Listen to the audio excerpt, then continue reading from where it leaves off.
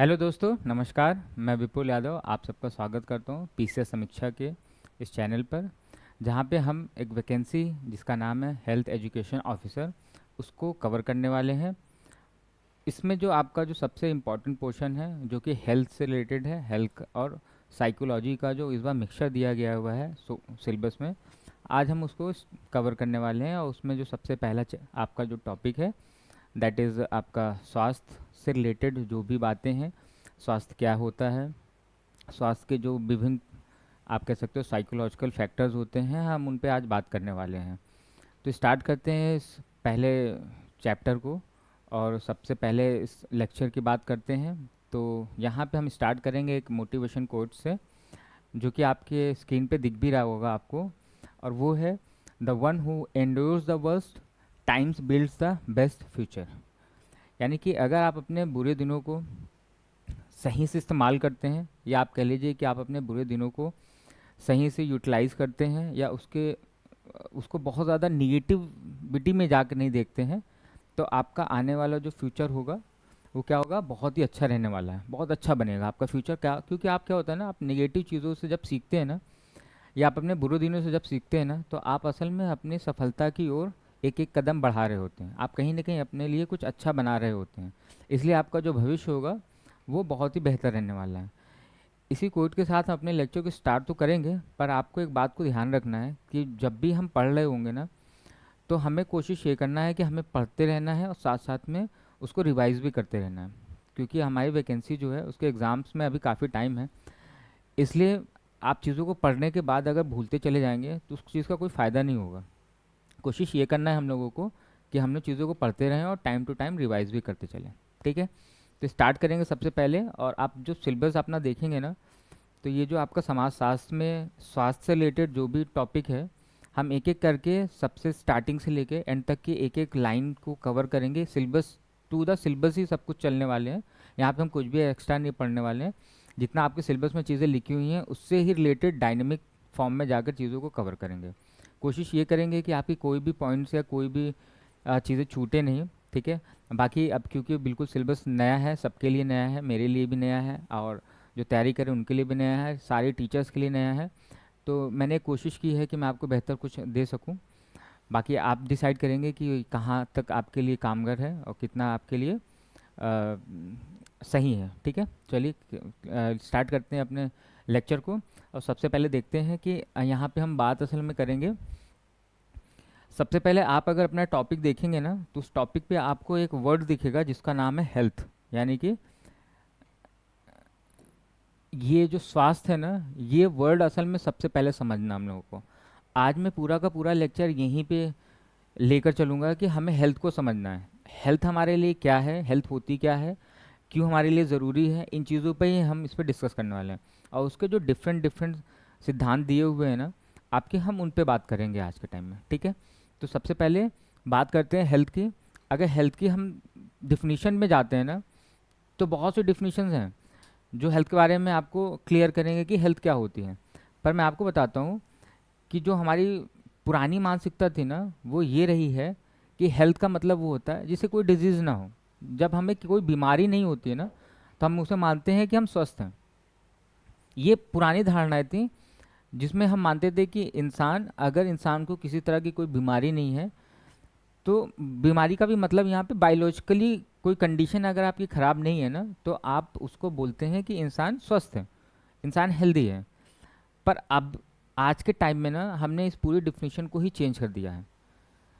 आज के टाइम में अगर आपको कोई बायोलॉजिकल कंडीशन में आपको कोई बीमारी अगर नहीं भी है ना, लेकिन अगर आप स्ट्रेस से जूझ रहे हैं, अगर आपको एनजाइटी है, तो इसका मतलब है कि आप फिजिकली तो फिट हैं लेकिन आप मेंटली क्या है, इल हैं। मेंटली आप क्या है, डिजीज में हैं, या मेंटली आप अनहेल्दी हैं। तो ओवरऑल आप क्या हो गए, आप अनहेल्दी हो गए। तो ऐसी जो धारणाएं हैं ना, इससे लेकर हम आज पूरे स्वास्थ्य को यानी कि हेल्थ को समझने की कोशिश करेंगे। ये हेल्थ हमारे लिए, ये बिल्कुल आप अगर सिलेबस को देखेंगे ना, तो बिल्कुल ऊपर ही आपको सबसे पहले ये वाली ही लाइन लिखी हुई दिख जाएगी आपको। और आज हम पूरे इसी टॉपिक को कवर करने वाले हैं। ठीक है, तो स्टार्ट करते हैं अपने लेक्चर को। और सबसे पहले आप देख पाएंगे कि यहाँ पे हम क्या क्या करने वाले हैं, डिफिनीशन करने वाले हैं, साथ साथ में उसकी जो एक कह सकते हैं ना आलोचनात्मक समझ है कि असल में हम हेल्थ को क्यों कैसे कंसीडर करने वाले हैं, हेल्थ को कैसे समझने वाले हैं, और हम पहले कैसा समझते थे हेल्थ को और अब कैसे समझते हैं, वो सारी चीज़ें हम देखेंगे। ठीक है, सबसे पहले हम बात करते हैं, मैंने बोला कि हम पुरानी धारणाओं में अगर जाते हैं ना, तो हमने देखा कि हेल्थ का केवल और केवल सीधा सा मतलब होता था कि अगर किसी को किसी तरह की बीमारी ना हो। बीमारी का मतलब क्या होता है? बीमारी का मतलब होता है कि अगर उसे कोई भी बायोलॉजिकल कंडीशन उसकी ख़राब ना हो। बायोलॉजिकल कंडीशन ख़राब होने का मतलब क्या है? जैसे कि आपके ब्लड में किसी तरह का कोई माइक्रोबियल इन्फेक्शन ना हो। ठीक है, अगर आपके ब्लड में किसी तरह का कोई माइक्रोबियल इन्फेक्शन है, तो इसका मतलब आपको किसी ना किसी तरह की कोई डिजीज़ होनी ही है, होगी ही।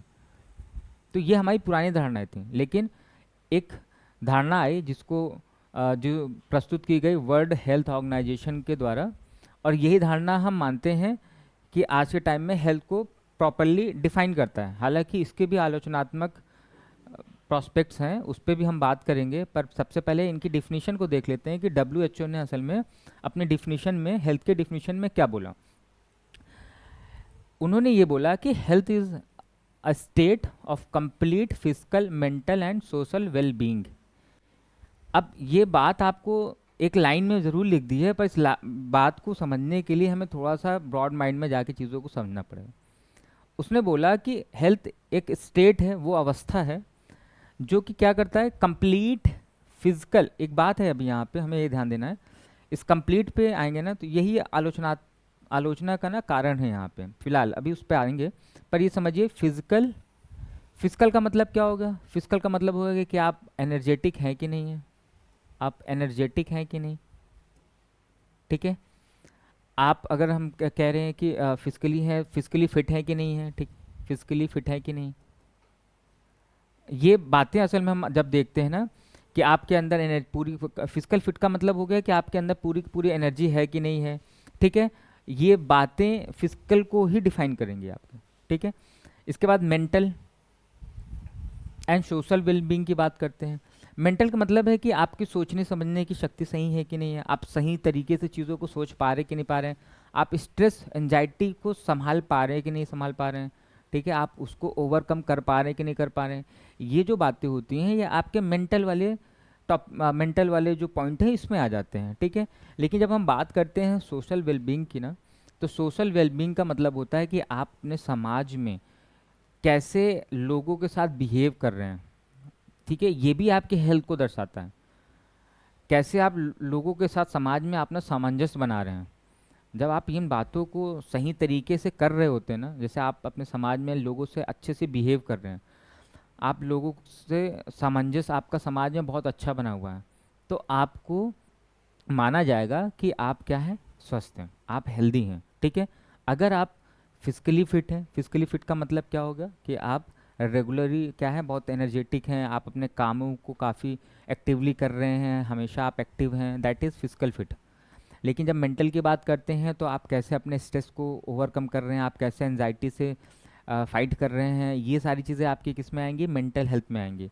और जब हम सोशल विंग की बात करते हैं तो यहाँ पे केवल केवल आपके बिहेवियर को देखा जाता है कि आप समाज के साथ कैसा बिहेव कर रहे हैं, आप लोगों के साथ कैसा बिहेव कर रहे हैं, और समाज के साथ कैसे सामंजस्य को बना के चल रहे हैं। अगर इन बातों के साथ चलेंगे और ये सारी चीज़ें ठीक हैं, ठीक ठाक चल रही हैं आपकी, तो आप क्या है, आप बिल्कुल हेल्दी हैं, आप स्वस्थ माने जाएंगे। अब आप पुरानी धारणाओं को समझिए और नई धारणा को समझिए। मैंने अभी आपको ये बोला कि पुरानी धारणा क्या थी, पुरानी धारणा ये थी कि कोई भी व्यक्ति स्वस्थ तब माना जाता था जब उसे कोई बायोलॉजिकल कंडीशन नहीं होती थी, यानी कि जब उसे कोई बीमारी नहीं होती थी, यानी जब कोई उसकी डिजीज़ नहीं होती थी। लेकिन आपने देखा कि अभी पूरी डिफिनीशन में मैंने किसी बीमारी का नाम लिया ही नहीं। यानी अब ये जो नई धारणा है जो कि WHO ने दी या डिफिनीशन दी, उन्होंने ये बोला कि असल में इंसान स्वस्थ वही है जिसके पास ये 3 कंडीशंस में वो अपने आप को फुलफ़िल कर रहा है। ठीक है, यानी वो फिजिकली फिट है, वो मेंटली फिट है और सोशली भी फिट है। सोशली फिट है तो हम मानेंगे कि वो व्यक्ति क्या है, पूरी तरह से स्वस्थ है। पर एक बात यहाँ पे ना एक वर्ड इन्होंने लिख के बहुत गड़बड़ कर दी, कंप्लीट। क्या ऐसा कभी संभव है, या आप कभी ये बात को जस्टिफाई कर सकते हैं कि हर कोई भी चीज़ कंप्लीट हो सकती है? नहीं हो सकती है ना। क्या एक ही इंसान फिजिकली फिट हो सकता है, मेंटली फिट हो सकता है, या सोशली भी फिट हो सकता है? ये तो कहना बड़ा, आप कह सकते हो कि असंभव सा लग रहा है। और ये बात बिल्कुल सही है। कोई एक इंसान इन तीनों जगहों पे एक साथ फिट नहीं हो सकता है। इसका मतलब ये है कि ये जो थ्योरी है, ये एक हम कह सकते हैं, हम यहाँ पे इसकी एक आलोचना कर सकते हैं कि ये कंप्लीट लगाना इनके लिए सही नहीं है। ये डिफिनीशन में अगर हम कंप्लीट को हटा दें तो ये डिफिनीशन अपने आप में थोड़ी ठीक ठाक सी हो जाएगी। ठीक है, चलिए।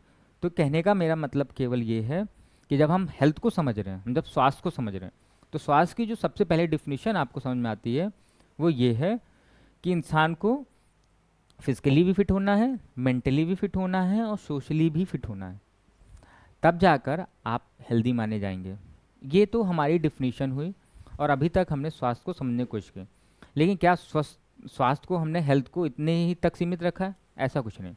हमें आगे भी चीज़ों को देखना है कि आगे कैसे चीज़ें वर्क करेंगे। अब आप इस लाइन को पढ़िए। इस परिभाषा ने स्वास्थ्य को केवल बीमारी की अनुपस्थिति से आगे बढ़ाकर, मैंने बोला ना, बीमारी की अनुपस्थिति से आगे बढ़ाकर, ये हमारी पुरानी धारणा थी। हमारी पुरानी धारणा क्या थी कि स्वस्थ कौन है? जिसके अंदर कोई बीमारी नहीं है। और वही लाइन तो लिखी है यहाँ पे, उसने बोला कि ये जो परिभाषा है ये बीमारी की अनुपस्थिति से आगे बढ़ाकर एक पॉजिटिव कॉन्सेप्ट, एक सकारात्मक अवधारणा के रूप में प्रस्तुत किया। ठीक है, यही बात तो हम लोग तब से डिस्कस कर रहे हैं कि हमें स्वास्थ्य का मतलब यानी हेल्थ का मतलब केवल डिजीज ना होना नहीं है। हमें इन सारे चीज़ों पे भी हमें अपने आप को परखना होगा कि अगर कोई व्यक्ति स्वस्थ है तो ये सारी चीज़ें होनी चाहिए उसके अंदर। ठीक है, कि इसका अर्थ यह है कि व्यक्ति का शरीर ही नहीं बल्कि उसका मन और सामाजिक जीवन भी संतुलित होना चाहिए। तो ये तो हम सबसे डिस्कस कर रहे हैं। ठीक है, ये लाइन में लिखी हुई सारी चीज़ें। यहाँ तक बातें आपको अगर समझ में आ गई हो तो हम लोग आगे अपने नेक्स्ट स्लाइड पे की ओर चलते हैं।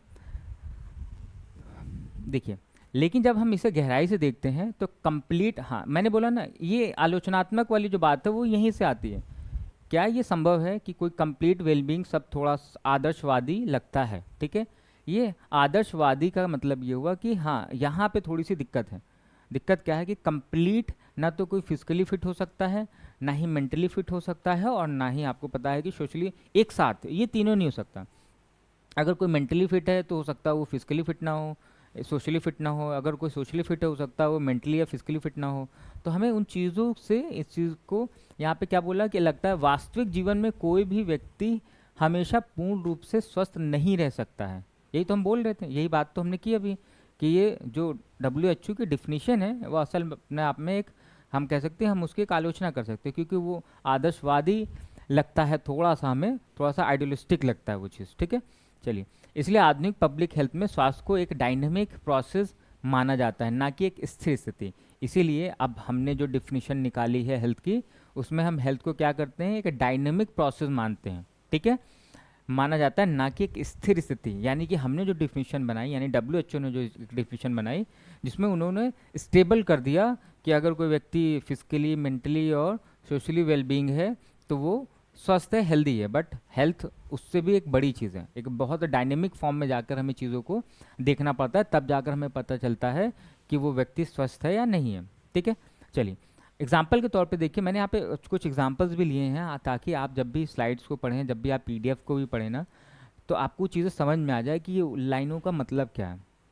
क्योंकि हो सकता है मेरी बातें आप भूल जाएं, तो एटलीस्ट आप PDF देखकर भी चीज़ों को समझ पाएंगे। वहाँ पे एग्जांपल्स भी मैंने इसीलिए ऑलरेडी लिख दिया, अदरवाइज मुझे लिखने की ज़रूरत नहीं थी। यहाँ पे एक व्यक्ति जिसे डायबिटीज़ है लेकिन वह एक्सरसाइज, डाइट और मेडिकेशन से उसे कंट्रोल में रखता है। देखिए, डायबिटीज़ जो है आपको फिजिकली इफ़ेक्ट कर रही है। डायबिटीज़ एक बीमारी है, डिजीज़ है, ये आपको फिजिकली अनफिट कर रही है, फिजिकली आपको इफ़ेक्ट कर रही है। बट आपने क्या किया हुआ है, आपने एक्सरसाइज किया है, आपने डाइट किया है, अपनी डाइट को रेगुलर मेंटेन किया है, और आपने समय समय पे दवाइयों का यूज़ किया, दवाइयाँ ली हैं जो उसके लिए ज़रूरी हैं। उससे आपने उस डायबिटीज़ को कंट्रोल किया हुआ है, और कहने का मतलब ये है कि आपने अपने आप को फिजिकली फिट बनाया हुआ है। ठीक है, वह प्रैक्टिकली हेल्दी माना जा सकता है। इससे यह स्पष्ट होता है कि स्वस्थ फंक्शनैलिटी और अडेप्टेबिलिटी पर भी निर्भरता है। अब देखो, ये लाइन बहुत ज़रूरी है आपके लिए, इस बात को समझिए। मैं ये कह रहा हूँ, या ये लाइन ये कहना चाह रही है कि अगर कोई भी, अब क्या आप इस व्यक्ति को क्या बोलेंगे कि ये स्वस्थ है या नहीं है? ये व्यक्ति असल में, इसको तो बीमारी है। अगर हम अपनी पुरानी धारणा से जाएं तो ये बीमार है व्यक्ति। क्यों? क्योंकि इसे डायबिटीज़ है ऑलरेडी, बट अभी यहाँ पे इसने क्या बोला कि प्रैक्टिकली हेल्दी माना जा सकता है। क्यों माना जा सकता है? क्यों? क्योंकि वो आप देख रहे हो वो एक्सरसाइज कर रहा है, वो अपनी प्रॉपर डाइट को मेंटेन कर रहा है, अपने दवाइयाँ ले रहा है टाइम पे। इसका मतलब ये है कि वो अपने बीमारी को लेकर अवेयर है, और बीमारी को लेकर अवेयर है, और साथ साथ में अपने आप को वो एक कुछ फंक्शनैलिटी का मतलब क्या हो, जैसे दवाइयाँ ले रहा है, वो एक्सरसाइज कर रहा है, वो अपने डाइट को मेंटेन कर रहा है, वो उसकी फंक्शनैलिटीज़ हैं। वो अपने बीमारियों को लेकर कुछ क्रियात्मक रूप से कुछ चीज़ों को कर रहा है, ठीक है। और साथ साथ में अगर आप देखेंगे तो अडेप्टबिलिटी का मतलब क्या हो गया, कि अपने आप को वो ढाल रहा है उन चीज़ों में। अब उसके लिए ये चीज़ें करना एक अपने आप को ढालने जैसे, हो सकता है वो पहले एक्सरसाइज ना कर रहा हो सकता है वो अपने डाइट को उतना प्रॉपरली मेंटेन ना कर रहा हो, ठीक है, लेकिन अब वो कर रहा है चीज़ों को, यानी वो अपने आप को ढाल रहा है, अपनी बीमारी के अनुसार ढाल रहा है। इसलिए जब वो अपनी बीमारी के बारे में इतना सोच रहा है, अपनी बीमारी के लिए इतना कर रहा है ना, तो इसलिए हम बोलेंगे कि वो व्यक्ति क्या है, वो व्यक्ति हेल्दी है। क्यों? क्योंकि अवेयर है वो अपने डिजीज़ को लेकर या अपनी बीमारी को लेकर वो अवेयर है। तो अब आप स्वास्थ्य को लेकर धीरे धीरे एक अपनी सोच को हम क्या कर रहे हैं, बहुत ज़्यादा चेंज कर रहे हैं, क्योंकि समय बदल रहा है, तो हमें विचार भी बदल रहे हैं, हमारा एटमॉस्फेयर बदल रहा है, तो हमारे हेल्थ को लेकर जो भी पॉइंट्स थे वो भी चेंज हो रहे हैं। अब यहाँ पे ये व्यक्ति, अगर आप एक ब्रॉड माइंड से आप देखेंगे तो ये व्यक्ति बीमार है, इसको क्या है, एक बीमारी है जिसका नाम है डायबिटीज़। लेकिन हम क्या कह रहे हैं कि हम इसे स्वस्थ भी बोल सकते हैं। क्यों बोल सकते हैं? क्योंकि ये अपने बीमारी को लेकर अवेयर है, और उसको कंट्रोल करने के लिए ये सारे ही काम कर रहा है जितने वो कर सकता है या उसको जो करने चाहिए, इसलिए ये व्यक्ति स्वस्थ माना जा रहा है। क्यों? अब इस बात को और थोड़ा सा डीप में जाके आप समझेंगे तो वो इसलिए, क्यों? क्योंकि फिजिकली जब ये इन चीज़ों को कंट्रोल करेगा ना, तो वो फिजिकली फिट रहेगा। पहली बात तो आप WHO की डेफिनेशन को याद करेंगे तो फिजिकली फिट होना चाहिए। दूसरी बात है कि ये अपने डाइट को मेंटेन कर रहा है, रेगुलर एक्सरसाइज कर रहा है, ठीक है, और मेडिकेशन ले रहा है। इसका मतलब ये मेंटली उन चीज़ों से अवेयर है, तो मेंटली भी फिट है, ठीक है। और सोशली तो वो हमने कहा ना कि हम कंप्लीट वेलबींग तो मान ही नहीं सकते हैं, तो सोशली जो उसका रिलेशन होगा वो होगा ही होगा। इसलिए हम मान रहे हैं अगर वो दो मेंटली और फिजिकली फिट है तो हम तब भी उसको मान सकते हैं ना कि ये क्या है, फिजिकली फिट है, ठीक है। तो ये आपको समझना इन बातों को, और आप इन एग्जाम्पल्स को याद रखिएगा ताकि आपको समझ में आए कि असल में स्वास्थ्य क्या है, ठीक है। आगे चलते हैं। हेल्थ एज अ कॉन्टिन्यूम, स्वास्थ्य एक निरंतर के रूप में है। अब देखिए ये स्वास्थ्य को समझने की हमारा दूसरा पॉइंट है।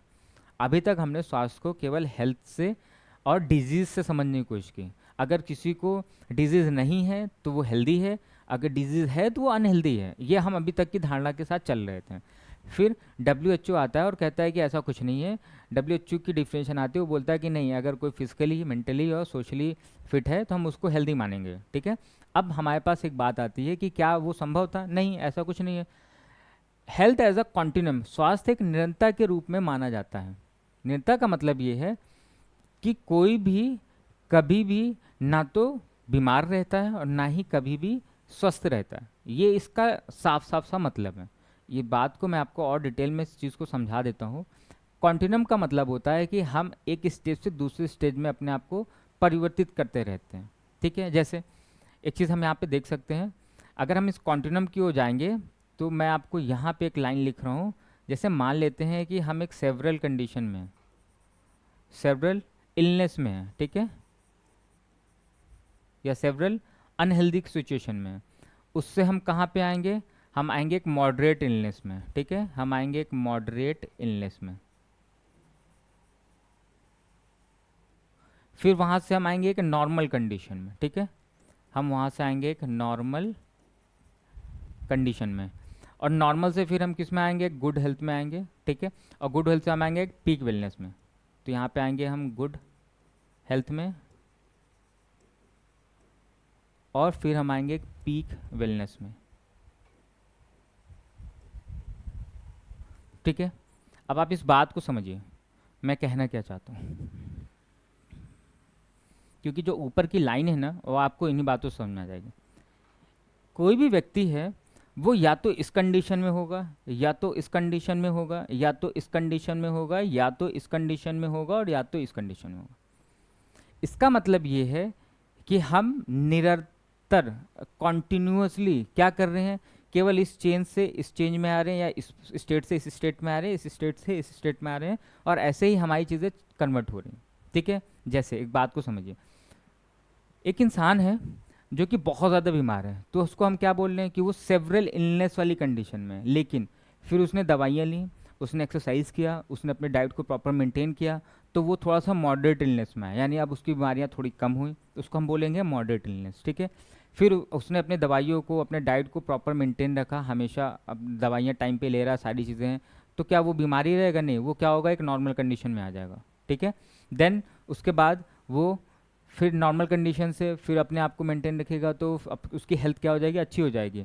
और जब बिल्कुल ही दवाइयाँ, उसका अपना एक जो कह सकते हैं कि मेडिकेशन जो कोर्स था वो कंप्लीट करने के बाद वो अपने बिल्कुल पीक वेलनेस पे होगा, यानी कि अब उसको दवाइयों की ज़रूरत नहीं है, अब वो प्रॉपरली अपने आप को बहुत ही हेल्दी महसूस कर रहा होगा, उसको हम लोग बोलेंगे उसकी उसका पीक वेलनेस है।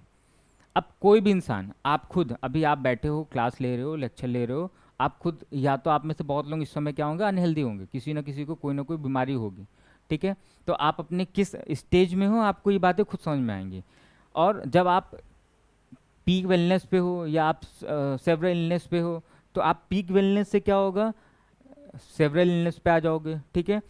पीक वेलनेस से आप कहाँ पे आ सकते हो, मॉडरेट इलनेस पे आ सकते हो। ऐसे ही हमने ये समझा कि जो हेल्थ होता है ना, हमारा जो हेल्थ होता है, स्वास्थ्य को एक कॉन्टिन्यूम के रूप में देखा जाता है, एक निरंतरता के रूप में देखा जा सकता है, ठीक है। जहाँ व्यक्ति इलनेस और वेलनेस, देखो ये हमारा इलनेस वाली कंडीशन है, इलनेस वाली कंडीशन है, और ये हमारी वेलनेस वाली कंडीशन है, देख रहे हैं आप, वेलनेस वाली कंडीशन है। क्या हमारा पूरा का पूरा लाइफ इन्हीं दो पॉइंट के बीच में इंटरचेंज हो रहा है कि नहीं हो रहा है? या तो हम कभी इलनेस वाली कंडीशन में होंगे या हम कभी वेलनेस वाली कंडीशन में होंगे, यही दो चीज़ें हो रही होंगी हमारे लाइफ में, ठीक है। तो हम इस चीज़ को समझ सकते हैं कि जब स्वास्थ्य को हम समझ रहे हैं ना, तो स्वास्थ्य हमें कहाँ पे दे रहा है चीज़ों को, कि स्वास्थ्य एक निरंतर के रूप में होता है। इस लाइन का सीधा सा केवल ये वाला मतलब है। अब इस बात को समझते हैं, इसका मतलब है कि स्वास्थ्य कोई बाइनरी कॉन्सेप्ट नहीं है, यानी कि ना तो आप केवल हेल्दी हो सकते हो, ना ही आप केवल बीमार हो सकते हैं। इसका मतलब, आप फिर से समझिए इस बात को, क्या आप केवल सेवरल इलनेस में हो सकते हो, केवल पीक वेलनेस में हो सकते हैं? ऐसा नहीं है। आप केवल बीमार हैं और आप केवल अच्छे हैं, ठीक हैं, ये नहीं है। ये स्वास्थ्य का कोई, ये बाइनरी स्वास्थ्य को है, कोई बाइनरी कॉन्सेप्ट नहीं है, यानी कि या तो आप अच्छे स्वास्थ्य होंगे या तो अस्वस्थ होंगे, ये नहीं है। बीच की भी स्टेजेस हैं। आप क्या हो सकते हैं, आप थोड़े से अच्छे भी, मॉडरेट इलनेस में भी हो सकते हैं, आप नॉर्मल भी हो सकते हैं, आप गुड हेल्थ में भी हो सकते हैं, और आप पीक वेलनेस में भी हो सकते हैं, ठीक है। हम यहाँ पे केवल दो वर्ड यूज़ करके स्वास्थ्य को नहीं समझ सकते हैं। हम दो वर्ड कौन से, या तो आप केवल हेल्दी हैं या तो आप केवल बीमार हैं। इन दो वर्डों से हम स्वास्थ्य को, हेल्थ को नहीं डिफाइन कर सकते हैं, वो ये कहना चाह रहा है, ठीक है। बल्कि यह एक स्पेक्ट्रम है, व्यक्ति अपने लाइफ स्टाइल, एनवायरमेंट, देखिए ये दो वर्ड्स आ गए आपके लिए। यहाँ पे अपने लाइफ स्टाइल का मतलब क्या हो गया, आपका खान पान कैसा है, ठीक है। एनवायरमेंट हमारा दिख ही रहे, आज चारों तरफ की जो चीज़ें हैं, ठीक है। एनवायरमेंट मतलब हमारा जो सराउंडिंग में जो चीज़ें हैं, हमारा एटमॉस्फेयर हो गया, हमारे वाटर हो गया, हमारा जो कह सकते हैं ना, हम किस गैसेस एटमॉस्फेयर में रह रहे हैं, वो सारी चीज़ें, और मानसिक स्थिति के अनुसार इस कॉन्टिन्यूम पर आगे पीछे होता रहता है। देखिए इन सारे चीज़ों के हिसाब से हम या तो सेवरल में होंगे, या तो मॉडरेट में होंगे, या तो नॉर्मल में होंगे, या तो गुड हेल्थ में होंगे, या तो पेन, और इसी में हमारा इंटरचेंज चलता रहेगा। और इसी को हम बोलते हैं कि आपका हेल्थ एज अ कॉन्टिन्यूम, निरंतर। आप अगर देख रहे हो तो निरंतर हम क्या कर रहे हैं, एक स्टेज से दूसरे स्टेज में अपने आप को बदल रहे होंगे। तो ये हमारे लिए स्वास्थ्य का एक अलग तरह का डिफिनीशन समझ कर आया कि आप स्वास्थ्य को ऐसे भी समझ सकते हैं, ठीक है। तो यहाँ तक की बातें अगर हमें आगे होंगी तो हम आगे बढ़ते हैं। अब एग्जाम्पल यहाँ पे दिया हुआ है, आप एग्जाम्पल चाहो तो इस चीज़ को बहुत ही आसानी से समझ सकते हो कि एक स्टूडेंट है, एग्ज़ाम्स के समय स्ट्रेस में है, वह कॉन्टिन्यूम में इलनेस साइड की ओर मूव करता है, ठीक है। वही स्टूडेंट वेकेशन में रिलैक्स्ड है, वेलनेस साइड की ओर शिफ्ट करता है। हमने क्या बोला कि इंसान अपने आप को स्वास्थ्य में शिफ्ट कर रहा होता है। ये स्टूडेंट जो है वो एग्ज़ाम के टाइम में कैसा आ गया, स्ट्रेस में आ गया, तो वो क्या हो गया, बीमार हो चुका है। अभी स्ट्रेस का मतलब क्या हो गया, मेंटली वो क्या हो गया, इल हो गया, तो बीमार वाली कंडीशन में हो गया। लेकिन जैसे ही वेकेशंस आए, जैसी छुट्टियां हुई, वो क्या हो गया, बहुत रिलैक्स हो गया, अब वो वेलनेस वाली कंडीशन में आ गया। तो हम शिफ्ट कर रहे हैं, हम इलनेस से वेलनेस में शिफ्ट हो रहे हैं। यही हमारा कॉन्टिन्यूम का जो कॉन्सेप्ट है, हेल्थ के कॉन्टिन्यूम का कॉन्सेप्ट यही बोल रहा होता है, ठीक है। और आप पब्लिक हेल्थ पॉलिसीज़ भी इसी कॉन्सेप्ट पर आधारित होती हैं, ठीक है। जैसे भी हमारे जितने भी पब्लिक हेल्थ पॉलिसीज़ बनाई जाती हैं वो भी कहीं ना कहीं इसी कॉन्टिनम वाले कॉन्सेप्ट पे काम कर रही होती है। जैसे आपने आयुष्मान भारत की योजना सुनी होगी, ठीक है, वो भी कहीं ना कहीं इसी कॉन्टिनम वाली फेजेस पे डिफाइन कर की जाती हैं या पॉलिसीज़ को बनाई जाती हैं। तो इन चीज़ों को हमें याद रखना है। और अगर आप यहाँ पे देखेंगे तो बल्कि प्रिवेंशन और प्रमोशन पर होता है, ठीक है, वो बातें सही, क्रिएटिव पर नहीं है, बल्कि प्रिवेंशन कितना, कैसे हमें प्रिवेंट करना है बीमारियों को, ठीक है, कैसे उनको प्रमोट करना है। प्रमोट का मतलब होता है कि कैसे उन बीमारियों को डिफाइन करना है, अवेयरनेस कैसे जला लगानी लेकर आनी है लोगों के बीच में उस बीमारी को लेकर, और उसी पे हम बहुत सी योजनाओं को चला रहे होते हैं, ठीक है। चलिए, तो यहाँ से हमें स्वास्थ्य के बारे में समझ में आता है। अब कुछ ग्लोबल हेल्थ डेटा है स्वास्थ्य को लेकर, नेक्स्ट स्लाइड पे उनको देख लेते हैं। जैसे भारत की लाइफ एक्सपेक्टेंसी लगभग कितनी है, 67 से 70 वर्ष है, और जबकि ग्लोबल एवरेज लगभग 73 वर्ष है। अब यहाँ पे अगर हम देखेंगे तो ये जो ग्लोबल का मतलब है कि विश्व में जो लाइफ एक्सपेक्टेंसी का मतलब होता है कि कोई व्यक्ति कितने वर्षों तक जिंदा रह सकता है, ठीक है, उसका जीवन काल कितने दिनों का है या कितने वर्षों का है। वहाँ पे अगर हम जाके देखते हैं तो भारत की लाइफ एक्सपेक्टेंसी लगभग 67 से 70 वर्ष की है। यानी हम मानते हैं कि भारत में लगभग जो भी एवरेज लाइफ स्पॉन है किसी व्यक्ति का वो लगभग 70 वर्ष के आसपास का है, ठीक है। ज़्यादा 1-2 साल कम ज़्यादा हम वहाँ पे कंसीडर कर सकते हैं, बट जबकि ग्लोबल एवरेज लगभग 73, यानी कि ग्लोबली हम देखेंगे तो लाइफ एक्सपेक्टेंसी इंडिया से ज़्यादा है, ठीक है, इंडिया से ज़्यादा लोग यहाँ पे ज़िंदा रह रहे हैं, हम ग्लोबली बात कर रहे हैं। आज के समय में नॉन कम्युनिकेबल डिजीज़ जिसे हम NCDs बोलते हैं, आपको ये वर्ड NCDs याद रखना है। NCDs वो इसलिए कभी कभी वो शॉर्ट फॉर्म में अगर देगा चीज़ों को तो आपको ये बात पता होनी चाहिए कि NCDs का मतलब होता है नॉन कम्युनिकेबल डिजीज़। ये वर्ड से ही पता चल जाएगा आपको कि ऐसे डिजीज़ जो कि कम्युनिकेबल नहीं है, ठीक है, जिनको आप कह सकते हैं संक्रामक नहीं है, जो छूने से नहीं फैलते हैं, हम उन डिजीज़ों को नॉन कम्युनिकेबल डिजीज़ बोलते हैं, ठीक है। जैसे डायबिटीज़, डायबिटीज़ क्या छूने से बढ़ता है? नहीं। आपने देखा होगा कि हमारे घर में या किसी आपके घर में भी किसी को डायबिटीज़ है तो ज़रूरी नहीं है कि आपके पूरे परिवार को डायबिटीज़ हो गई हो, ठीक है।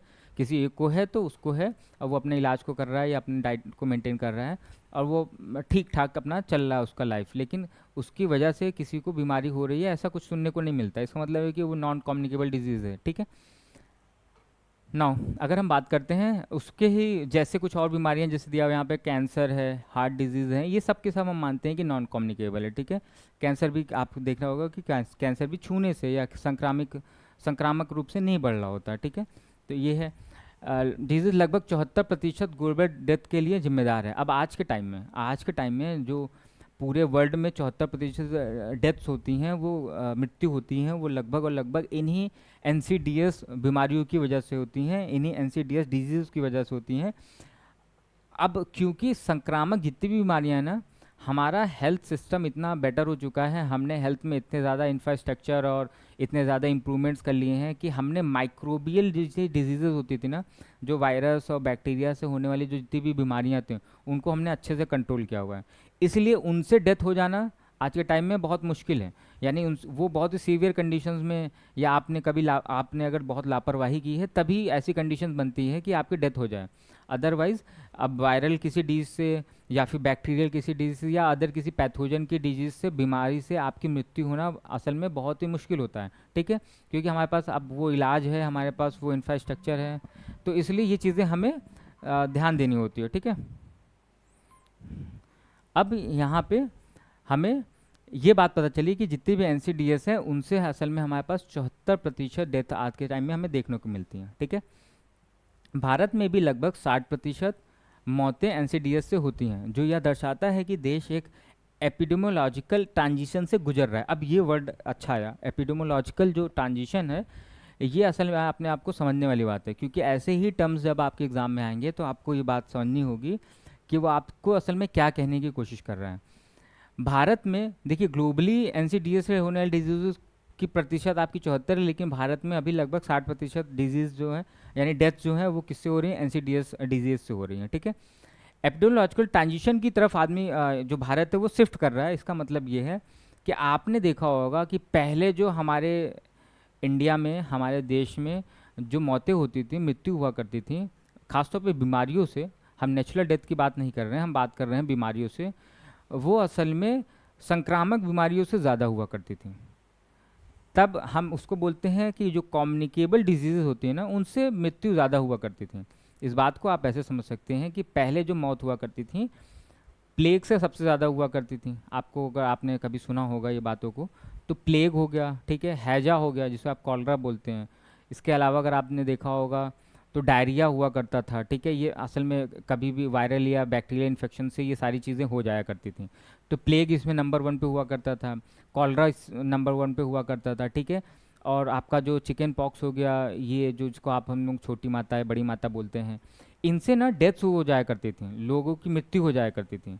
लेकिन ये बीमारियां कैसी थी? ये कम्युनिकेबल डिजीज होती थी, ये संक्रामक जो कह सकते हैं ना, जो कि संक्रमित बीमारियां होती थी, एक इंसान को छूने से दूसरे इंसान को भी हो जाती थी।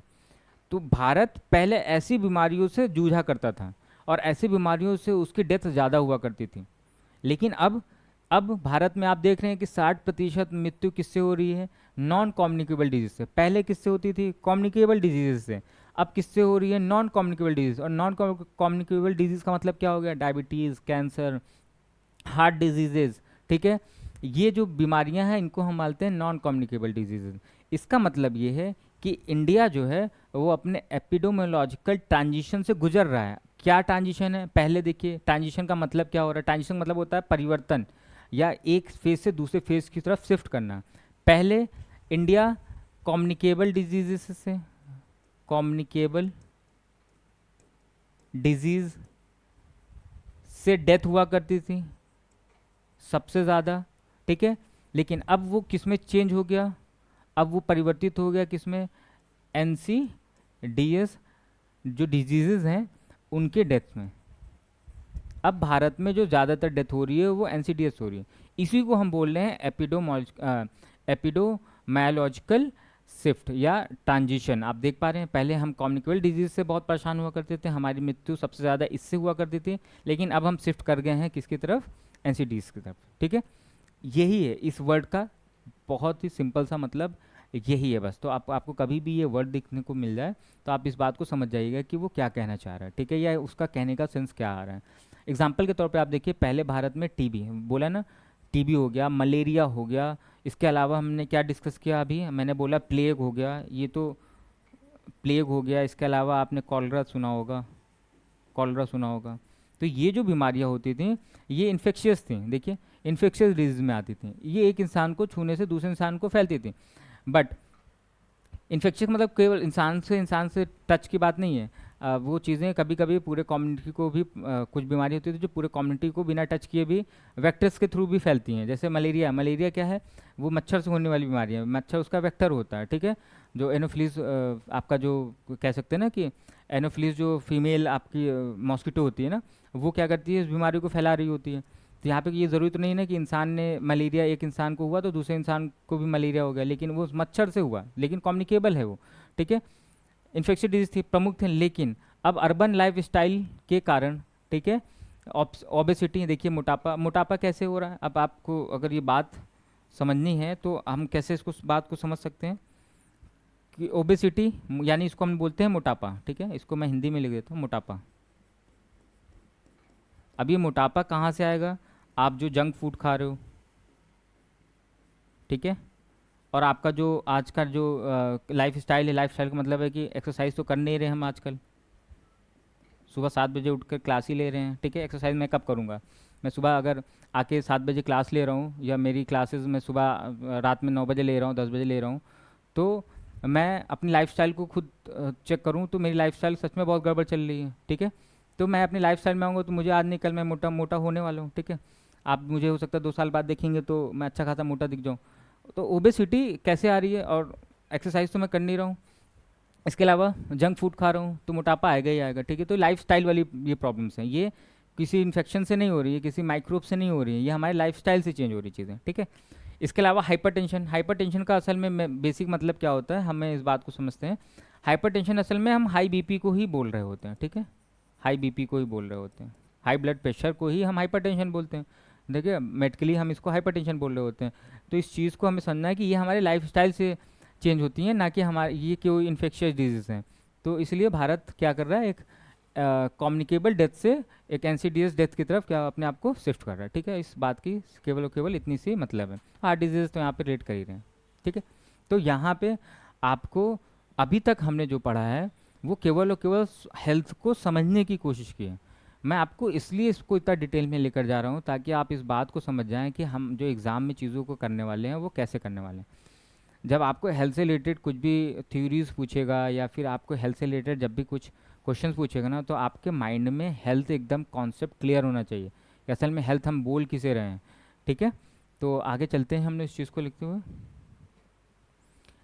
अब कुछ लाइन यहाँ पे लिखी हुई है, जैसे India is witnessing a shift from communicable to lifestyle related diseases reflecting structural change in society.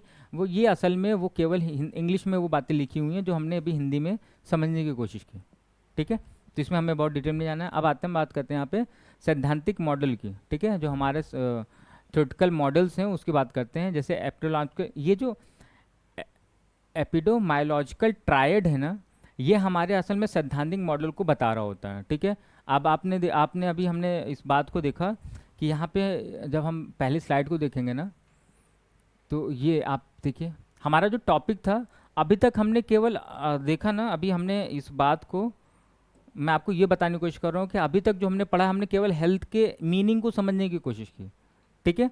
अब हम धीरे से उसके सैद्धांतिक आयाम को समझने की कोशिश कर रहे हैं। मैं आपको इसलिए बातें डिनोट कर रहा हूँ क्योंकि हमें केवल सिलेबस से रिलेटेड चीज़ें ही पढ़नी हैं। मैं आपको बहुत घुमा फिरा की चीज़ें इसलिए नहीं पढ़ाना चाहता हूँ क्योंकि हमारा टाइम ख़राब होगा और आपकी तैयारी भी, आप बहुत ज़्यादा डायनेमिक जाके चीज़ों को पढ़ने लग जाओगे, क्योंकि आप मेरे पढ़ाने के बाद भी जाके चीज़ों को सर्च करोगे, टॉपिक को पकड़ कर आप सर्च करने की कोशिश करोगे, जिसका कोई फ़ायदा नहीं है। हमें क्या करना है, हमें केवल सिलेबस से स्टिक रहना है, हमें बहुत ज़्यादा बाहर जाने की ज़रूरत नहीं है, ठीक है। ताकि कम टाइम में आप अच्छे से तैयारी कर सको। हमें रिवीजन पे फोकस करना है, हमें अपने एमसीक्यूज़ पे फोकस करना है, हमें इन चीज़ों पे काम करना है असल में, ठीक है। चलिए, तो हम फिलहाल अब आते हैं उसके सैद्धांतिक जो कॉन्सेप्ट है ना उन पर आते हैं। और यहाँ पे हैं हम, यहाँ पे देखिए असल में ये जितनी भी बीमारियाँ होती हैं ना, असल में इसकी एक थ्योरी है, इसको जो इसकी सैद्धांतिक जो मॉडल है वो कुछ ऐसा कहता है, या आप कह लीजिए कि उसके बारे में हमें ये बात पता है कि यह मॉडल डिजीज़, ये जो सैद्धांतिक मॉडल है ना, इसका जो बेसिक मतलब है वो ये है, ये ट्रायड जो है ना, ट्रायड का मतलब होता है तीन, तीन, ठीक है। वो ये कह रहा है कि जो हेल्थ होती है ना, वो हेल्थ असल में तीन चीज़ों की वजह से ख़राब होती है। इस थ्योरी का ये मतलब है सीधा सा। अब वो तीन चीज़ें कौन कौन सी हैं उस चीज़ को समझिए। जैसे उसने एक एग्जांपल लिया हुआ है मलेरिया। उसने कहा कि अगर आपको मलेरिया हो रहा है तो मलेरिया में तीन चीज़ें, फैक्टर सबसे ज़्यादा इंपॉर्टेंट है। सबसे पहले तो उसका एजेंट, वो किस बैक्टीरिया या वायरस की वजह से हो रहा है, या किस सूक्ष्म जीव की वजह से हो रहा है, किस माइक्रोबियल ऑर्गेनिज्म की वजह से हो रहा है। तो आप देखेंगे कि एक प्लाज्मोडियम है, ये जिसकी वजह से ये बीमारी आपकी मलेरिया हो रही होती है, ठीक है। वेक्टर की बात नहीं है। वेक्टर तो जब हमने देखा, तो वेक्टर की अगर हम बात करेंगे तो वेक्टर तो यहाँ पे हमने देखा हुआ है कि क्या हो रहा होता है। वेक्टर हमारे लिए यहाँ पे जो बैक्टीरिया है, वेक्टर का मतलब होता है कारक, ठीक है। कारक का मतलब होता है किसकी वजह से बीमारी फैल रही है। तो हम वहाँ पे तो जाएंगे जाएंगे, जैसे मैं आप पे वेक्टर भी लिख ही देता हूँ, नहीं तो वेक्टर, वेक्टर जैसे क्या है यहाँ पे, फीमेल एनोफिलीज मॉस्किटो, ठीक है, मॉस्किटो। अभी यहाँ पे हम आएंगे तो ये तो वेक्टर है, वेक्टर की बात नहीं करें अभी। हमने ये बोला कि ये जो सिद्धांत है एपिडेमोलॉजिकल ट्रायड, वो ये कहता है कि किसी भी बीमारी में बेसिकली तीन चीज़ें होती हैं। वो होती है एजेंट, यानी वो किस माइक्रोबियल जीव की वजह से या हो रही है, एक तो पहली बात ये हो गई। दूसरी चीज़ है होस्ट, उसका होस्ट कौन है। तो यहाँ पे होस्ट कौन है, ह्यूमन, मलेरिया हमें ही होता है, ठीक है। और एनवायरनमेंट, एनवायरनमेंट भी हमारे लिए इम्पॉर्टेंट है। देखिए मलेरिया बेसिकली स्टैग्नेंट वाटर में होता है, जहाँ पे पानी स्थिर होता है, ठीक है, पानी रुका होता है काफ़ी दिनों तक। अगर पानी कहीं पे रुका हुआ है तो वहाँ पे बेसिकली ये प्लाज्मोडियम पैरासाइट अपने आप को, उनका स्पोर जो होता है वो ग्रो कर रहा होता है, ठीक है।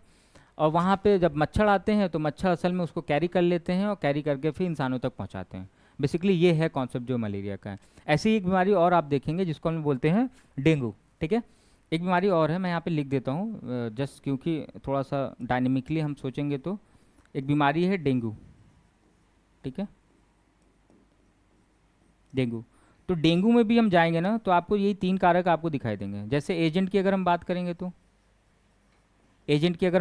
तो यहाँ पे आता है डेंगू वायरस, ठीक है।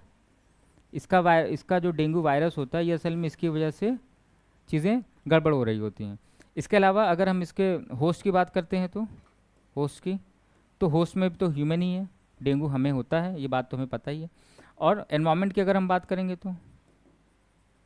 तो इससे ही मिलता जुलता हमारा एनवायरनमेंट भी होता है, और कैसा होता है, स्टैग्नेंट वाटर ही होता है, ठीक है, स्टैग्नेंट वाटर होता है। अब एक बात आपको मैं बता देता हूँ ये कि मलेरिया और डेंगू के एनवायरनमेंट में स्टैग्नेंट वाटर तो है, बट एक बात याद रखिएगा कि जहाँ पे पानी बहुत पानी, जो मलेरिया का जो ये प्लाज्मोडियम पैरासाइट है ना, ये बेसिकली बहुत गंदे पानी में नहीं पाया जाता है। ये अगर थोड़ा बहुत साफ पानी भी होगा ना तो वहाँ पे भी ये प्लाज्मोडियम पैरासाइट हमें देखने को मिल जाता है, ठीक है। तो अगर कहीं पे रुका हुआ साफ पानी भी है ना तो आपको ये बात पता होनी चाहिए कि वहाँ पे मलेरिया हो सकता है, ठीक है। आप केवल ये मत सोचिए कि कहीं पे गंदा पानी ही रुका हुआ है तो आपको किसी तरह की बीमारी होगी। गंदे पानी में जो सबसे ज़्यादा एक्टिव रहता है वो आपका डेंगू वायरस होता है। यानी अगर कहीं पे गंदा पानी रुका हुआ है तो वहाँ पे डेंगू होने के चांसेस आपके ज़्यादा होते हैं, ठीक है। और कहीं पे अगर साफ पानी रुका हुआ है तो वहाँ पे आपको मलेरिया होने के चांसेस होंगे। लेकिन पानी रुका होना चाहिए, हम जो मेन बात है वो ये है कि पानी बहुत दिनों से एक जगह पे रुका होना चाहिए, ठीक है। तो आपने देखा कि ये 3 जो फैक्टर्स हैं इन्हीं को हम बोलते हैं ट्रायड, ठीक है। ये ही हमारे लिए बीमारी को क्या कर रहे होते हैं, कॉज कर रहे होते हैं, यानी बीमारी कर रहे होते हैं, ठीक है। चलिए, इससे यह स्पष्ट होता है कि केवल दवा देने से डिजीज़ कंट्रोल नहीं होगा, बल्कि एनवायरनमेंट सुधारना भी ज़रूरी है। मैंने बोला ना कि क्या हमारे पास एक ही तरीका है कि हमें मलेरिया हो गया तो हम सीधा हॉस्पिटलाइज हो गए और उसका इलाज करें? हाँ, बिल्कुल सही बात है। अगर आपको मलेरिया हो गया तो आपको हॉस्पिटलाइज ही होना पड़ेगा, आपको दवा ही लेनी पड़ेगी। लेकिन आपको दोबारा मलेरिया ना हो, आपके परिवार में किसी को ना हो, उसके लिए हमें अपने एनवायरनमेंट को ठीक करना होगा। हमें आसपास के जो रुके हुए पानी हैं उनको कहीं ना कहीं ठीक करना होगा, या उनको फ्लो को देखना होगा, उनके ड्रेनेज को चेक करना होगा, ताकि आपको दोबारा मलेरिया या डेंगू जैसी कोई बीमारी ना हो, ठीक है। तो ये ट्रायड आपको समझ में आ गया, ये थ्योरी आपको समझ में आ गई हो तो आगे हम लोग बढ़ते हैं। अब यहाँ पे देखिए हेल्थ बिलीफ मॉडल एक आता है। यह मॉडल बताता है कि व्यक्ति का हेल्थ बिहेवियर उसकी परसेप्शन पर निर्भर करता है, जैसे उसे बीमारी का कितना खतरा महसूस होता है और वह प्रिवेंटिव मेजर्स को कितना लाभकारी मानता है। अब ये बात बहुत इंपॉर्टेंट है कि आपको ये बात पता चले कि असल में बीमारी आपको है या नहीं है, ये बात आपके सोच से आती, और आप उस बीमारी को कितना सीरियस लेते हैं ये आपकी सोच से आती है, ठीक है। जैसे आप अभी एक बहुत बड़ा पेंडेमिक 2020 में आया जिसे हम लोग बोलते हैं कोरोना, ठीक है। अब वो कोरोना हो सकता है किसी ने उसको अलग नज़रिए से देखा हो। आप जब गांव विलेज वाले एरिया में जाते थे ना उस टाइम पे, तो आपने देखा होगा लोग बहुत रिलैक्स थे वहाँ पे, बहुत ज़्यादा किसी ने मास्क नहीं यूज़ किया, बहुत ज़्यादा सैनिटाइजेशन मतलब ने आपको सैनिटाइज नहीं किया बार बार, और लोग बहुत नॉर्मली वहाँ पे रहा करते थे गांव में भी। हालांकि एक जो एक डिस्टेंस मेंटेन रहती थी वो केवल एक डर की वजह से था, अदरवाइज़ वहाँ पे ऐसा कुछ नहीं था कि बहुत ज़्यादा पैनिक वाली सिचुएशन हो जितना कि हम लोगों ने शहरों में बना रखा था। तो वो शहरों में हमारे सोच की वजह से थी, हमारे एटमॉस्फेयर की वजह से थी, हमारे वहाँ पे जो जितने केसेस हमें दिखाई देते थे रोज़, हमारे अंदर वो एक डर बन जाता था जिसकी वजह से हम डिस्टेंस मेंटेन करते थे, हम हमेशा सैनिटाइज करते थे चीज़ों को, मास्क लगा कर रखते थे 24 घंटे। तो ये सारी चीज़ें हमारे सोच से आती थी। तो हेल्थ भी वैसा ही है, अगर आप किसी बीमारी को रिस्क मान रहे हो तभी आप उसके लिए इलाज करोगे या तभी आप उसको लेकर सीरियस होगे। लेकिन अगर आप उसको बीमारी मान ही नहीं रहे हो, अगर बहुत से लोगों ने कोरोना को बीमारी माना ही नहीं, उनको लगता था कि ये सर्दी जुकाम है, तो वो उसको सीरियसली नहीं लेते थे। वैक्सीन नहीं लगवाई उन्होंने, कि बोला नहीं हमें ज़रूरत ही नहीं वैक्सीन की क्योंकि बीमारी नहीं है, तो सर्दी जुकाम है। तो अगर उन्होंने, तो इनके बिहेवियर से चेंज आए चीज़ें, ठीक है। ये हमारा ये इस लाइन का केवल इतना ही मतलब है कि स्वास्थ्य, हम क्या सोच रहे हैं स्वास्थ्य वो उस पर भी डिपेंड करता है।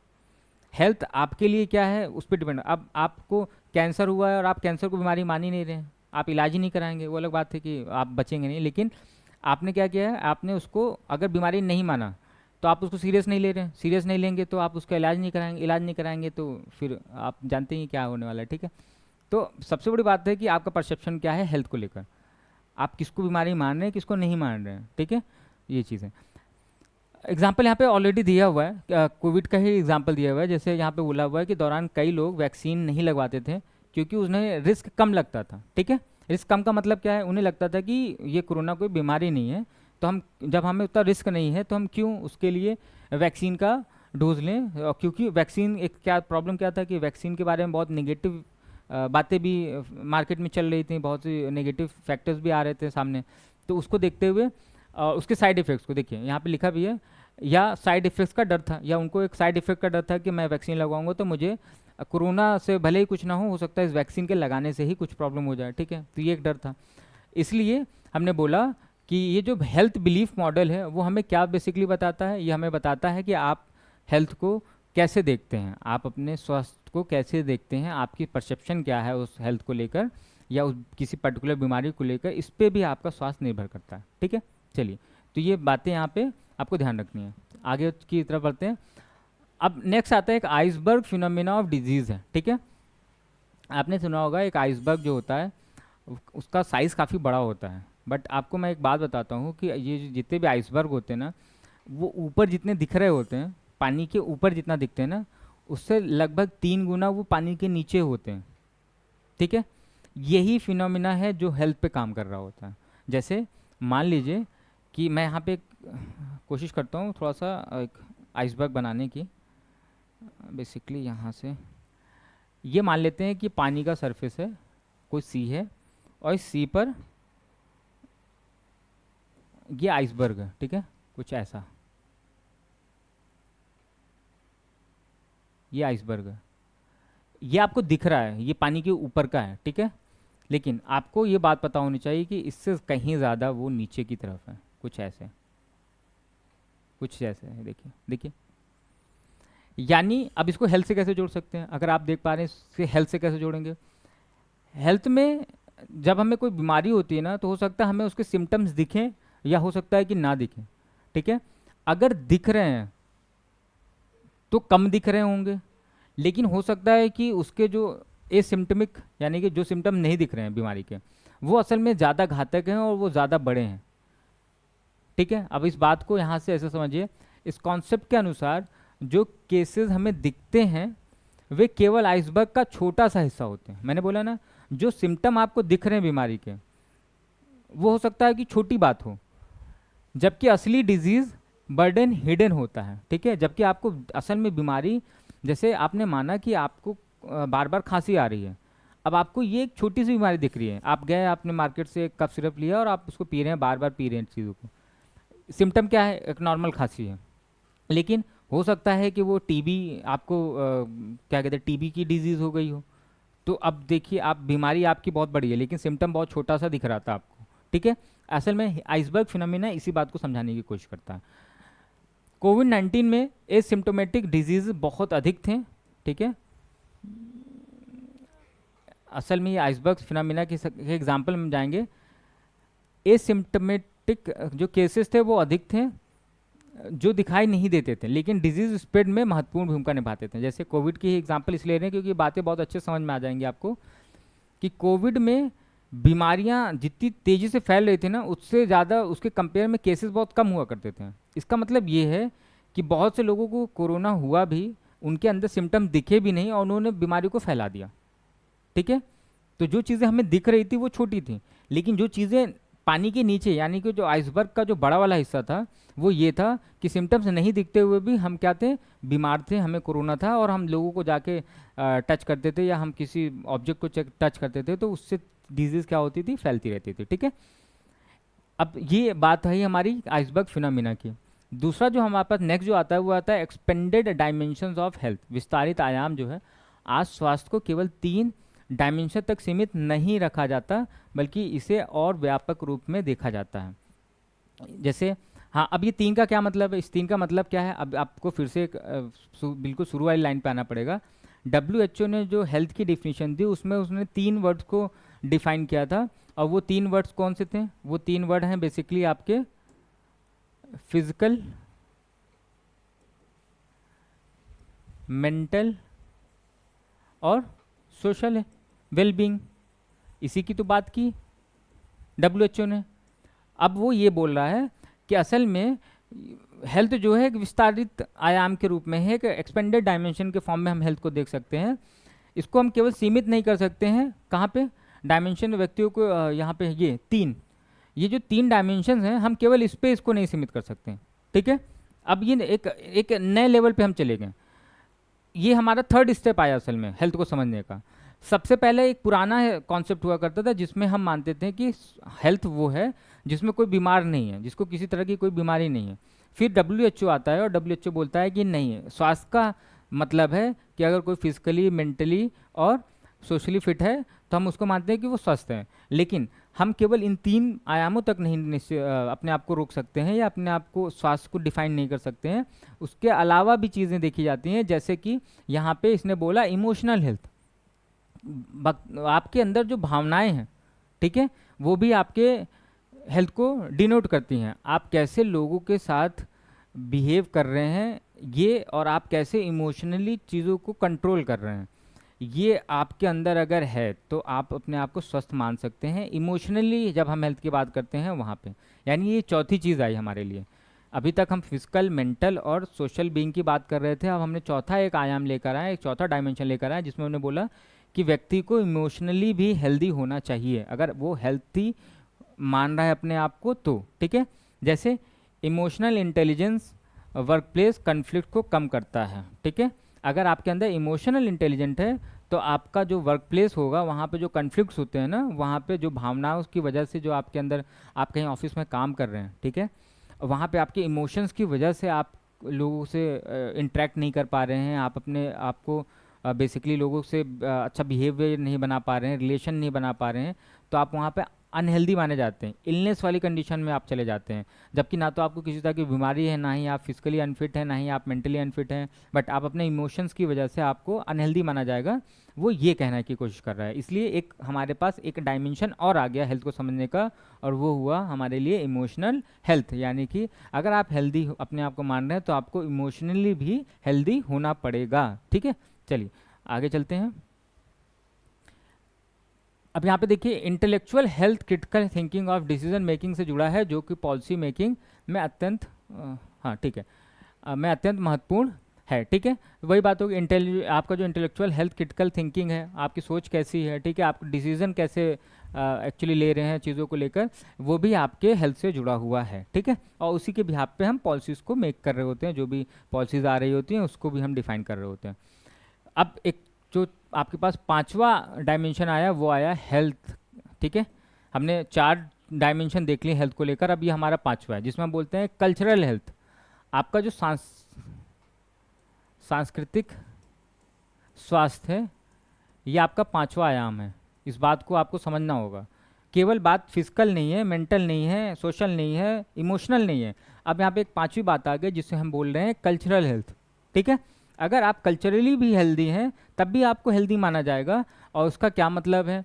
इसका मतलब है कि आप अपनी परंपराओं के साथ अपने स्वास्थ्य को मेंटेन कर रहे हैं, ठीक है, अपने परंपराओं को सम्मान देते हुए, अपने परंपराओं को मानते हुए भी अपने आप को आप हेल्दी बना के रखते हैं, तो उसको हम बोलते हैं कल्चरल हेल्थ। जैसे कोई ट्राइबल कम्युनिटीज़ है, कोई ट्रेडिशनल मेडिसिन प्रैक्टिसेस हैं, ठीक है। जैसे आपने देखा होगा जितनी ट्राइबल कम्युनिटीज़ हैं, जितने भी आपके आदिवासी समाज के लोग हैं या आदिवासी लोग हैं, आपको देखा होगा कि वो बेसिकली वो हॉस्पिटल तक उनकी पहुंच नहीं होती है, या किसी स्वास्थ्य चिकित्सा तक कोई उनकी पहुंच नहीं होती है, वो अपने इलाज खुद करते हैं। अपने जो प्राकृतिक और जो अपने आप कह सकते हैं ना ट्रेडिशनल जो इलाज होते हैं, वो उससे अपने आप को ठीक कर रहे होते हैं। तो उन्होंने क्या किया, अपने कल्चर को सम्मान दिया और उसको ही अडॉप्ट करते हुए अपने आप को ठीक भी कर लिया। ये होता है कल्चरल हेल्थ। लेकिन आपको यहाँ पे 2 बातें याद रखनी है। पहली बात कि कल्चरल हेल्थ पे आपको ब्लाइंडली फेथ नहीं करना है, क्योंकि बहुत से कल्चरल हेल्थ में प्रैक्टिसेस ऐसे होते हैं जहाँ पे आपको बेसिकली ध्यान देना होता है कि आप उसको ब्लाइंडली फेथ ना करें, ठीक है। क्योंकि बहुत से कल्चरल मेडिसिनल में कॉन्सेप्ट में आपने देखा होगा बहुत से गलत गलत प्रैक्टिसेस किए जाते हैं, बहुत से गलत रीति रिवाजों के साथ इलाज किया जाता है, तो हमें वहाँ पे ब्लाइंडली फेथ नहीं करना है। ये बात भी हमें ध्यान रखनी है। तो कल्चरल हेल्थ में हमें बस इसी चीज़ को ध्यान में रखना है कि यहाँ पे हमें ब्लाइंडली फेथ नहीं रखना है, ठीक है। आँख बंद कर भरोसा नहीं करना है, आँख बंद करके भरोसा नहीं करना है, ठीक है। आपने देखा होगा कि बहुत से न्यूज़ में ऐसे देखने को मिलता है कि किसी ने कोई पानी दिया और पानी पीने से वो इंसान ठीक हो गया, ठीक है। और आपने देखा होगा कि कहीं पे कोई गया, किसी ने कोई भस्म दे दी, कोई पाउडर दे दिया और जिससे वो व्यक्ति ठीक हो गया। ऐसे चीज़ों से आपको बचना है। ऐसे ब्लाइंडली फेथ नहीं करना है कि कोई ट्रेडिशनल कल्चर में ऐसे कोई इलाज हो रहा होगा, असल में ऐसा कुछ होता नहीं है, ठीक है। ऐसी कोई बीमारियां होती हैं जो अपने आप ही हफ्ते 10 दिन बाद ठीक हो जाती हैं। जितनी भी वायरल बीमारियां होती हैं, जितने भी वायरस से बीमारियां होती हैं ना, वो असल में ज़्यादा से ज़्यादा 10 से 12 दिन 15 दिन में अपने आप ही ठीक हो जाती हैं। अब आप ऑलरेडी 5 से 6 दिन बीमार थे और आप 6 से 7 दिन बीमार थे, इसलिए आप उस व्यक्ति के पास गए थे जिसके बारे में आपने सुना कि वो एक पानी दे देता है जिससे आप ठीक हो जाते हैं, या वो एक भस्म देता है जिससे आप ठीक हो जाते हैं। तो आप उसके पास गए हैं, आप ऑलरेडी 5 6 7 दिनों से बीमार थे, अब आप बिल्कुल ठीक ही होने वाले थे, तभी आप उसके पास गए, उसने आपको एक पानी दिया या आपको उसने कुछ खाने को दिया या कुछ भी दिया, उस जो भी उसके ट्रेडिशन में चीज़ें चलती होंगी, और आप उसके 2 दिन बाद 3 दिन बाद ठीक हो जाते हैं। तो आपको लगेगा कि आप उसके पानी से ठीक हो रहे हैं, लेकिन ऐसा नहीं है। आपके बॉडी असल में 1 हफ्ते से 10 दिन से आपकी बॉडी के जो कह सकते हैं ना, जो WBCs थी या आपका जो इम्यून सिस्टम था, वो असल में अपना काम कर रहा था, लेकिन वो आपको अंदर से पता नहीं चल रहा होता है। आपको लगता है कि मैं बीमार हूँ, आप बीमार थे, सही बात है, लेकिन अंदर से आपकी इम्यूनिटी काम कर रही थी। और जब आप उसका टाइम आया, आप धीरे धीरे आपके वायरस और बैक्टीरिया धीरे धीरे बॉडी में ख़त्म हो गए, तो आप ठीक हो गए, ठीक है। बट आपको लग रहा ऐसा रहा है कि आपने उस पानी के सेवन से या फिर आपने जो भी खाया, जो उस व्यक्ति ने दिया आपको, आप उससे ठीक हो गए, पर ऐसा नहीं होता है, ठीक है। तो इन चीज़ों से हमें बचना है फिलहाल। और एक चीज़ और आ गई, नहीं आ गई। अब इस बात को और समझते हैं। देखिए, एक चीज़ नहीं आएगी, क्या आएगी? नहीं, नहीं ये आई कि यहाँ पे हम बात कर रहे हैं फाइनेंशियल हेल्थ की भी। अब मैं एक बार इसको समअप कर रहा हूँ, ठीक है। समअप कैसे करेंगे हम? WHO के हिसाब से, WHO के हिसाब से हेल्थ क्या है? हेल्थ क्या है? जब आप फिजिकली, मेंटली, सोशली फिट हो, ये WHO की बात थी। आगे हमारे लिए क्या बातें आ गई? आगे हमारे लिए आ गया इमोशनल हेल्थ की बात, इमोशनल। उसके बाद क्या आया? इमोशनल के बाद देखिए कल्चरल हेल्थ की बात आ गई। यहाँ पे हम कल्चरल हेल्थ की बात कर लेते हैं। इसके बाद अब आया है लास्ट हमारे लिए एक फाइनेंशियल हेल्थ की बात, फाइनेंशियल हेल्थ। ये मिलाकर अब आप कह सकते हैं कि आपने स्वास्थ्य को समझ लिया है। अगर कोई इंसान, कोई व्यक्ति फिजिकली फिट है, मेंटली फिट है, सोशली फिट है, इमोशनली फिट है, कल्चरल हेल्थ को फॉलो कर पा रहा है, फाइनेंशियल भी हेल्थ है उसके अंदर, अगर वो फाइनेंशियली भी हेल्दी है, तब हम मानेंगे कि कोई व्यक्ति हेल्दी है। तो आप खुद समझ सकते हैं कि ये संभव नहीं है। इसका मतलब हम सभी बीमार ही हैं, ठीक है। सबसे ज़्यादा बीमार तो हम फाइनेंशियली हेल्थ को ही लेकर हैं, मुझे लगता है, ठीक है। तो यहाँ पे हम देखेंगे कि अब यहाँ पे इसीलिए हम बोले ना कि डायनेमिक जो हेल्थ है, स्वास्थ्य है, हम उसको एक पॉइंट से नहीं समझ सकते। हमारे पास बहुत से डायनेमिक फैक्टर्स हैं जिससे हमें इन चीज़ों को समझना होगा, ठीक है। और कोशिश हमें ये करना है कि हम सब पे तो नहीं कमांड कर सकते हैं, बट हमें कोशिश करना है कि हम एटलीस्ट फिजिकली और मेंटली फिट रहें। आपको फोकस तो कम से कम इन 2 पे करना है। सोशली तो ठीक है, सोशली अभी हमें ज़रूरत नहीं उतनी, ठीक है। सोशली आपका जैसा बिहेवियर है आप उसको फॉलो करते रहिए, कोशिश कीजिए कि लोगों को परेशानी ना हो आपसे, बस इतना ही हमें देखना है। बाकी इमोशनल है, कल्चरल हेल्थ है, ये सारी चीज़ें आपके लिए उतना इंपॉर्टेंट नहीं है, बट एग्जाम की पॉइंट ऑफ व्यू से बहुत इंपॉर्टेंट है। ये पॉइंट्स आपको याद रखने हैं, ठीक है। फाइनेंशियल हेल्थ भी आज एक महत्वपूर्ण आयाम बन चुका है, क्योंकि आर्थिक असुरक्षा सीधे स्वास्थ्य को प्रभावित करती है। ये बात बहुत ही सही है। अगर आप आर्थिक रूप से सही नहीं हैं तो आप बीमार हो जाएंगे। अगर आप आर्थिक रूप से आपको कोई छोटी सी बीमारी हुई है और आपके पास इतने पैसे नहीं है कि आप उसका इलाज कराएं, तो जाहिर सी बात है कि वो छोटी बीमारी आगे चलकर बड़ी भी बन जाएगी। तो आपके पैसे ना होने से आपको बीमारी हो सकती है, वो यही लाइन कहने का मतलब है उसका, ठीक है। चलिए आगे चलते हैं। डिटरमिनेंट्स ऑफ हेल्थ, निर्धारक क्या है हेल्थ के? देखो, वर्ल्ड हेल्थ ऑर्गेनाइजेशन के अनुसार स्वास्थ्य कई डिटरमिनेंट्स से प्रभावित होता है, जिनमें सोशल फैक्टर सबसे महत्वपूर्ण है। आज यह वाइडली एक्सेप्टेड है, ठीक है। Your zip code matters more than your genetic code, ठीक है। अर्थात उसका मतलब क्या, इस बात को समझिए, व्यक्ति कहाँ रहता है, उसकी आय, शिक्षा और सामाजिक स्थिति उसके स्वास्थ्य को अधिक प्रभावित करती है, और ये बात बिल्कुल सही है। आप कहाँ रहते हैं, अगर आप किसी स्लम एरिया में रह रहे हैं, आप अगर किसी बहुत ही गंदी जगह पर रह रहे हैं, तो जाहिर बात है कि आप बीमार होंगे। आपकी आय क्या है, इससे भी डिपेंड करता है। अभी मैंने बोला अगर आपकी फाइनेंशियल हेल्थ अच्छी नहीं है तो आप अनहेल्दी हो सकते हैं, ठीक है। अगर आपकी शिक्षा अधूरी है, अगर आपको पता नहीं है कि ये बीमारी किस वजह से होती है, इस बीमारी से हम कैसे बच सकते हैं, तो आप फिर भी अनहेल्दी हो सकते हैं। आपका सामाजिक स्थिति कैसी है, आप सोशली कैसे हैं, उस पर भी आपकी हेल्थ डिपेंड करती है। ये बातें हमने देख ली है, और इसलिए ये लाइन ये आपको याद रखनी है, your zip code matters more than your genetic code, ठीक है, जिसका अर्थ आपको यहाँ पे हिंदी में लिखा हुआ मिल जाएगा। आगे बढ़ते हैं। एग्जाम्पल्स आपको दिख रहा है, अर्बन स्लम्स में रहने वाले लोगों को पुअर सैनिटेशन और ओवर क्राउडिंग के कारण ज़्यादा बीमारियां होती हैं, जबकि वो शहर में रह रहे हैं, फिर भी, क्योंकि वहाँ पे गंदगी बहुत ज़्यादा है स्लम एरिया में, और वहाँ पे क्राउडिंग बहुत ज़्यादा है। ओवर क्राउडिंग से होता क्या है ना, ओवर क्राउडिंग से इन्फेक्शन बढ़ने का ज़्यादा डर रहता है, ठीक है, इसलिए बीमारियाँ बहुत तेज़ी से वहाँ पे होंगी। अब आते हैं हम अपने 7वीं बात पे, जिसका मतलब है ये जो एपिडोमायोलॉजिकल ट्रांजिशन है ना, जिसको हम लोगों ने बहुत पहले समझ रखा है ऑलरेडी, हम लोगों ने ये बात बहुत पहले ही डिस्कस कर रखी है कि इंडिया जो है वो एपिडोमायोलॉजिकल ट्रांजिशन से गुजर रहा है, लेकिन उस बात को समझते हैं स्वास्थ्य का पैटर्न समय के साथ बदलता है, जिसे एपिडोमायोलॉजिकल ट्रांजिशन कहा जाता है। ये बात हमने ऑलरेडी समझ ली है, ठीक है। भारत वर्तमान में डबल बर्डन ऑफ डिजीज़ का सामना कर रहा है, एक तरफ वो टीबी, मलेरिया और पुराने रोग, दूसरी तरफ डायबिटीज़, हार्ट डिजीज़ जैसे लाइफस्टाइल डिजीज़ से जूझ रहा है। तो यही तो एपिडोमायोलॉजिकल जो ट्रांजिशन है वो यही बताता है कि हम एक कम्युनिकेबल डिजीज़ से किधर की तरफ शिफ्ट हो रहे हैं, नॉन कम्युनिकेबल डिजीज़ की तरफ शिफ्ट हो रहे हैं, ठीक है। जो हमारे देश में है वो इसी को हम बोलते हैं क्या, डबल बर्डन ऑफ डिजीज़, ठीक है। डिजीज़ का जो डबल बर्डन है वो है एक तरह से। एग्जाम्पल हमने देख लिया, रूरल एरियाज़ में इन्फेक्शियस डिजीज़ आज भी अधिक है, और अर्बन में एरियाज़ में एनसीडीएस ज़्यादा है, क्योंकि अर्बन एरियाज़ में लोगों की लाइफस्टाइल चेंज हुई है असल में, ठीक है। लाइफस्टाइल चेंज होने की वजह से डायबिटीज़ है, कैंसर है, और जो हार्ट डिजीज़ है वो हमें दिखाई देती हैं, ठीक।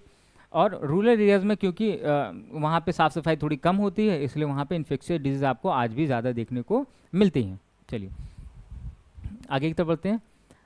अब यहाँ पे कुछ डेटा दिया हुआ है, इंडियन डेटा है, कुछ रिपोर्ट्स के हिसाब से, क्योंकि यहाँ पे मुझे लगा कि कुछ डेटा भी आपके पास होना चाहिए, जस्ट बिकॉज कि अगर कभी वो ऑप्शन में कुछ डेटा को लेकर आता है तो वहाँ पे भी चीज़ें आपको पता होनी चाहिए। हालांकि ये डेटा हम आगे कई बार देखने वाले हैं, क्योंकि अभी तो हम पूरे रिपोर्ट्स देखेंगे ना, जब जो आपका नेशनल हेल्थ की जो रिपोर्ट्स होती है या नीति आयोग के जो रिपोर्ट्स होते हैं, तो वहाँ पे भी ये डेटा बार बार आएंगे ही आएंगे। बट क्योंकि हम स्वास्थ्य को देख रहे थे तो यहाँ पे ये डेटा लाना ज़रूरी था। जैसे नेशनल फैमिली हेल्थ सर्वे, ये सर्वे हम लोग बहुत डिटेल में करेंगे, आगे आने वाले जो लेक्चर्स होंगे उनमें हम इसको डिटेल में करेंगे। लगभग 35% जो बच्चे हैं वो स्टंटेड हैं, ठीक है। स्टंटेड मतलब होता है कि वो वीक हैं, कमज़ोर हैं, 35% बच्चे। और लगभग 57% महिलाओं में एनीमिया देखने को मिलता है। एनीमिया का मतलब होता है रक्त अल्पता, यानी उनके शरीर में रक्त की कमी होती है, ठीक है, रक्त अल्पता जो होती है। और स्टंटेड मतलब होता है कि वो कमज़ोर हैं, कौन, 35% बच्चे, कहाँ पे, इंडिया में, ठीक है। और लगभग 57% महिलाएं जो हैं वो आपकी कैसी हैं, एनीमिक हैं। एनीमिक का मतलब होता है उनके शरीर में रक्त की कमी होती है। यह दर्शाता है कि भारत में न्यूट्रिशन और पब्लिक हेल्थ अभी भी चुनौती बने हुए हैं। ऑब्वियस सी बात है, अभी भी भारत में न्यूट्रिशन को लेकर और पब्लिक हेल्थ को लेकर काफ़ी अवेयरनेस की ज़रूरत है, ठीक है। न्यूट्रिशन को लेकर तो खास तौर पर है। और यहाँ पे एक योजना आती है जिसका नाम है आयुष्मान भारत, ठीक है। और ये जो आयुष्मान भारत योजना है, ये आपको पता है लगभग 50 करोड़ लोगों को हेल्थ कवरेज देती है, जिससे गरीबों को फाइनेंशियल प्रोटेक्शन मिलता है, ठीक है। अब ये जो योजना है ना, ये असल में लाई तो गई है गरीबों के लिए, ठीक है, जितने जो गरीब हैं उनके लिए ये योजनाएं लाई गई थी, ताकि उनको स्वास्थ्य का जो बेनिफिट है वो मिल सके, क्योंकि आज भी हमारे देश में गरीब लोगों को ही स्वास्थ्य को लेकर सबसे ज़्यादा प्रॉब्लम झेलनी पड़ती है, ठीक है। अब इसको हम लोगों ने इसके बारे में कुछ बता देता हूँ, ये योजना आखिर की, हालांकि हम डिटेल में कर लेंगे बाद में, बट अभी फ़िलहाल जो आपके लिए इंपॉर्टेंट है वो मैं कुछ पॉइंट्स यहाँ पे लिख देता हूँ। जैसे इसका नाम हम लोगों ने अभी बदल के पीएम जन आरोग्य योजना कर दिया है। एक पॉइंट तो आपको ये याद रखना है, ठीक है। इसका नाम बदल कर हमने क्या कर दिया है, पीएम जन आरोग्य योजना कर दिया है। और ये जो आपकी कह सकते हैं कि योजना है वो असल में कब लॉन्च हुई थी, तो ये लॉन्च हुई थी लगभग 23 सितंबर 2018 में ये लॉन्च हुई थी, ठीक है, लॉन्च हुई थी ये योजना।